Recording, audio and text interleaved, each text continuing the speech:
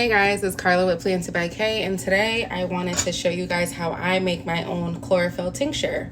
So if you don't know what chlorophyll is the green pigmentation that you see in plants, and it becomes energy when it's photosynthesized through like sunlight. And what chlorophyll does to our body is that it helps us detoxify and like break down a lot of the particles that we have in our stomach through our intestines, and like it breaks down and helps us clean out like our system. So everyone right now seems as though like the whole health like and wellness, I guess, society right now is on a chlorophyll kick, and you are seeing a lot of those green droppers like in the stores, and it has like an earthy taste, and basically it is an earthy taste because it's come and is derived from plants. So I want to show you guys how you can make your own chlorophyll at home, because why not make it from scratch than buying something that's in the store and you don't know if you're getting like the right supply and the right nutrients that your body should receive. So I got watercress, and watercress is a really good plant for you because it helps you break down your liver, your kidney, and it helps break down like all the enzymes in your body to pretty much help the detoxification process. So I got basically a pound of watercress, and what I basically did is chopped it all up, and I got it into smaller pieces, and we are going to be putting this into my Ninja blender to blend it all up. So this is what the watercress looks like. I also like to have a peppermint taste to my chlorophyll. A lot of people that have been buying chlorophyll like in the stores through the droppers, their chlorophyll tastes pepperminty because they don't want to taste earthy.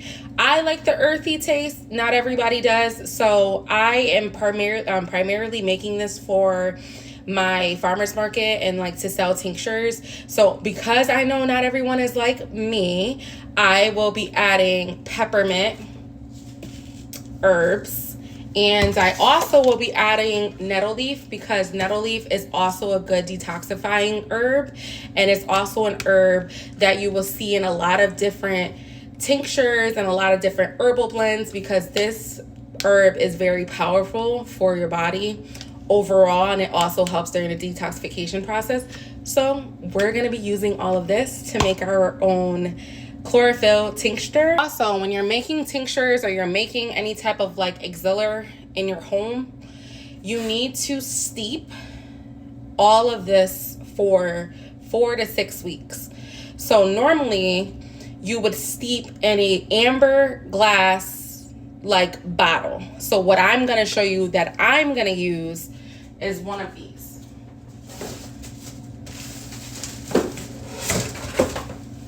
So this is an amber glass bottle. This is a 1 liter, 64 fluid ounces. And you want to steep in a dark bottle, dark glass item that you have, because you're going to be steeping this for 4 to 6 weeks. So these particular chlorophyll tinctures are not going to be available until July, because you need time to steep them. And you're also going to be steeping in vegetable glycerin. So when you have a tincture, you can also can make tinctures in 80 proof or 100 proof cane alcohol. Like that's literally the top of the line alcohol for tinctures. Like it's what people use a lot of herbal and like medical spas. A lot of people that are creating their own products, they're using either alcohol or vegetable glycerin for the tinctures. And these are going to be for the droppers that you would put in your mouth to take underneath your tongue. Kind of something like this. Let me show you.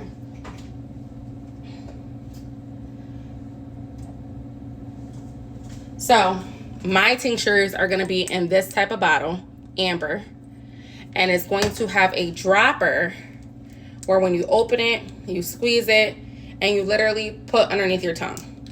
And yeah, this is what my chlorophyll is going to look like. It's going to be also like in a bottle like this. This is Mary Ruth's liquid probiotic, really good. But it's, you see how it's in a glass amber bottle? This absorbs and sustains the quality of what you're making. So this is what we're going to be making today. Stay tuned. Okay, so I will be taking 1 cup and putting my watercress in here. I like to make everything by measurements. A lot of people like to do the eye, but because I want to show you how you can make this at home, we're going to be doing measurements so you guys know what to do at home and make it yourself. So I'm going to be adding the watercress, and then I'm going to do another cup. So we're going to do 2 cups in total. Or basically, I could see how much is on this, how much is left on this plate. Yep, and then we're going to pour it.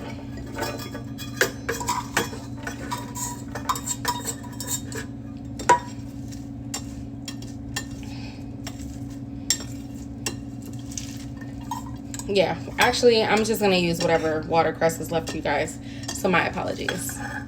So this was able to give me exactly 3 cups of watercress, which is great because now I'm going to do equal parts of everything. So because I did 3 cups of watercress, we're going to do, move this to the side. We're going to do 3 scoops of the peppermint. Oh, it smells so good. I love the way peppermint smells. And actually, I might not do 3 because that might be a lot and it's going to take away from the actual chlorophyll of what I'm trying to make. So we're probably going to just do 1. So we're going to pour the peppermint, and then I'm going to wash this out real quick.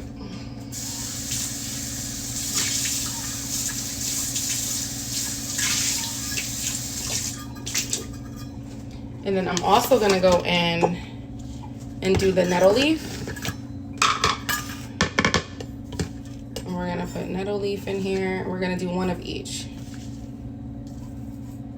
Now, I know a lot of you guys don't have herbs at home. So if you want to skip and not do the nettle leaf or the peppermint because you don't have the herbs, you can do that. You can also add substitute veggies. So I would do watercress, some kale. You could add a little ginger to that. It's going to change the consistency of the chlorophyll, but it's going to still give you the same effect. But the watercress is a spicier plant, so it's going to have a little twang to it. We're going to add this. And then I'm going to add the vegetable glycerin, and we're going to add distilled water. So stay tuned. Okay, so next we're going to add the vegetable glycerin. And we're going to do 2 cups of this. So this is 1 cup.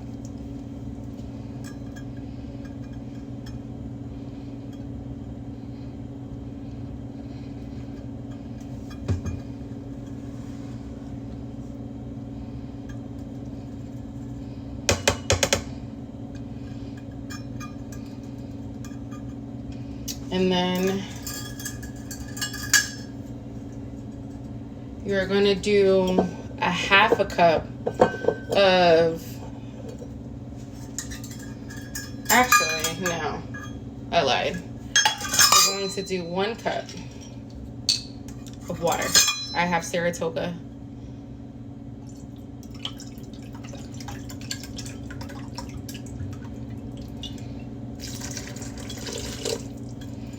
And now we're going to mix it.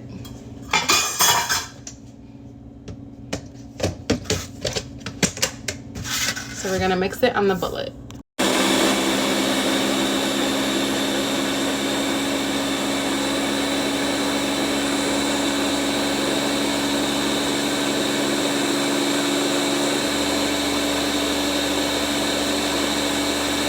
So now that we have our mixture that was already blended, we are going to now strain it out.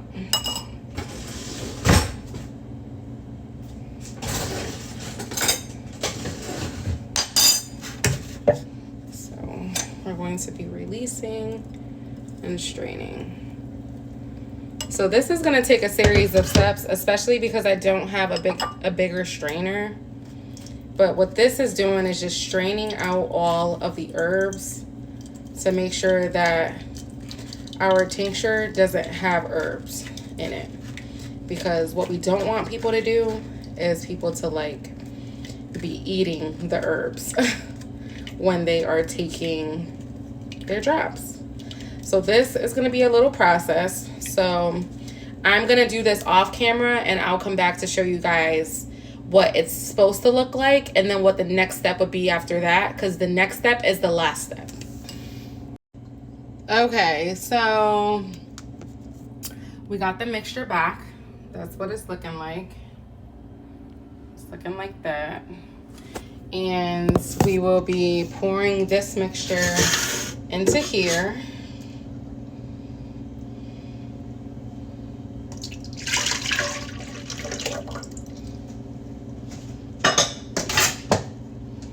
And then we will be pouring it into here. So that's pretty much the process of how to make your own chlorophyll. It's actually like a really fun process. And now we will have this steeping. So it made like 1/4 of it. So it's like right here. Not halfway, but more than 1/4. So, a little bit more than 1/4 actually, yeah.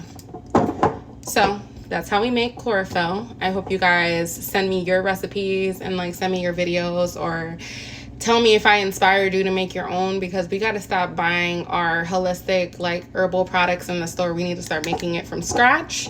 And I will be putting this in the cupboard and letting it steep for 4 to 6 weeks. So I will be putting it down here so that it can start to marinate. And when you do make yours, just know that you do have to shake it like every couple days. So I would say like every 4 days, shake it and then put it back down there. So I will show you guys the process of me making the tinctures in 4 to 6 weeks. Stay tuned and thank you for watching me.